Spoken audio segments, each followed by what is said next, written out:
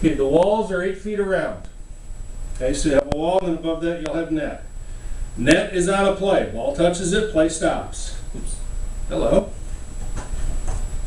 If it goes in the net, play stops. If it goes in the net between here and here, we have a kick in, right where it hit the net. Ball goes out of play between here and here, we have either a goalie distribution or a corner kick.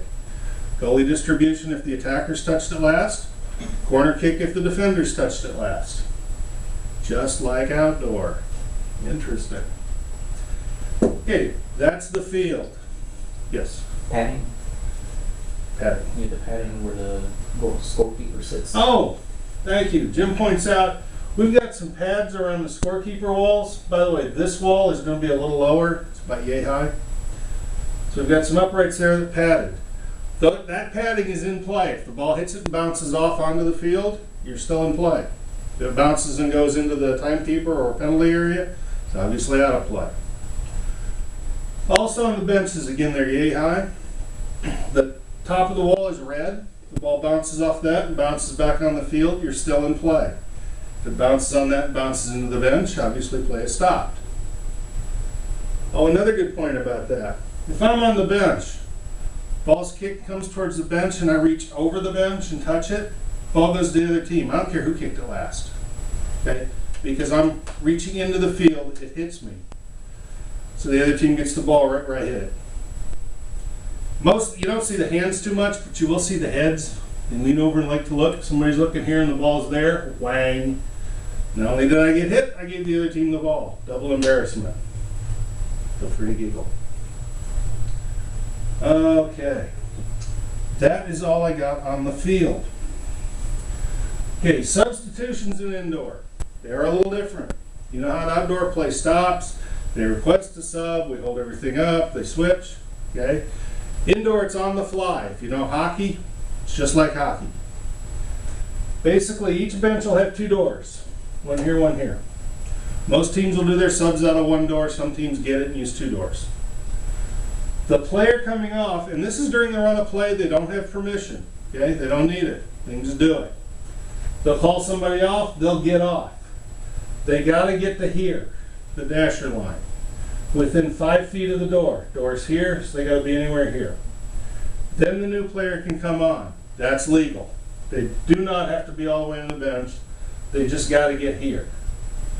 Now, you'll see a lot of teams fox with that a bit. Player will come off here. New player will come out. Okay, within 5 feet of the door, please.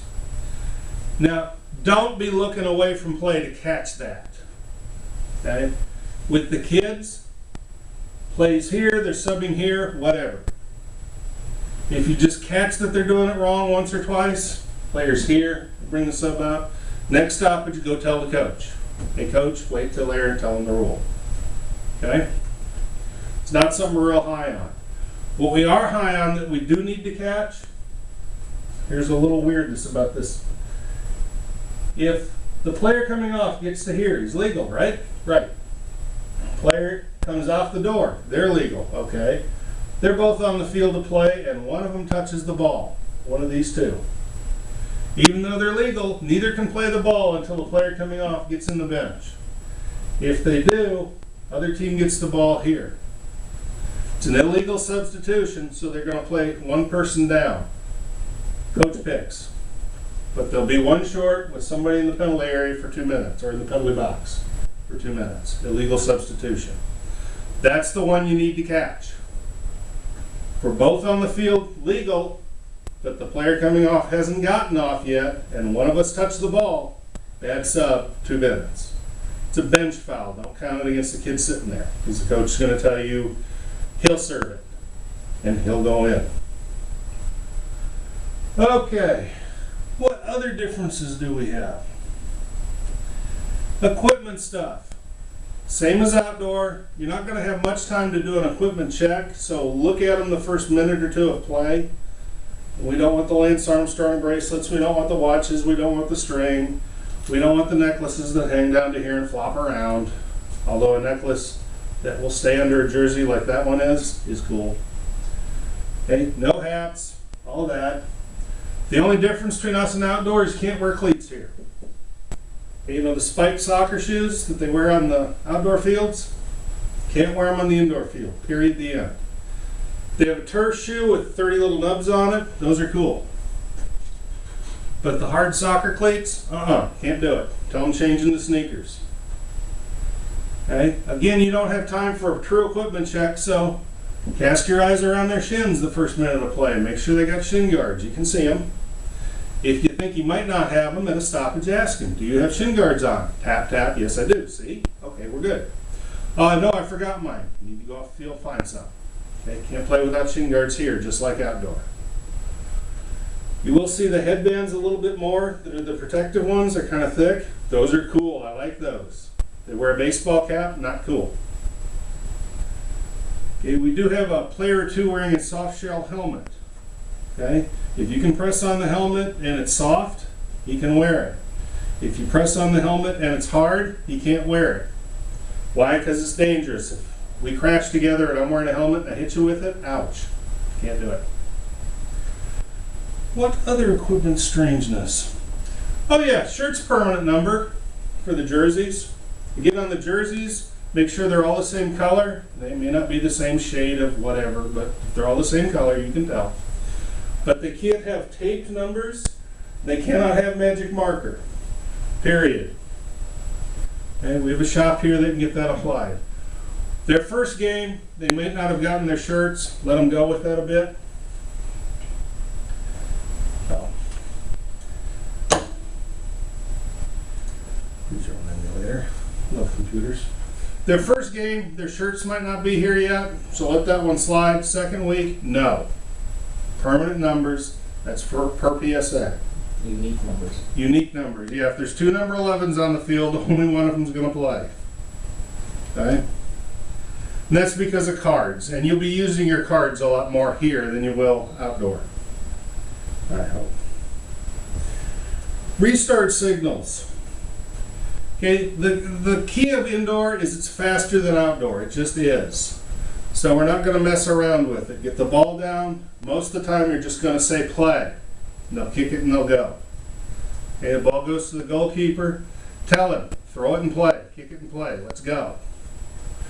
You've got 5 seconds on indoor from the time the referee says go, which is why I'm telling you to say go every time.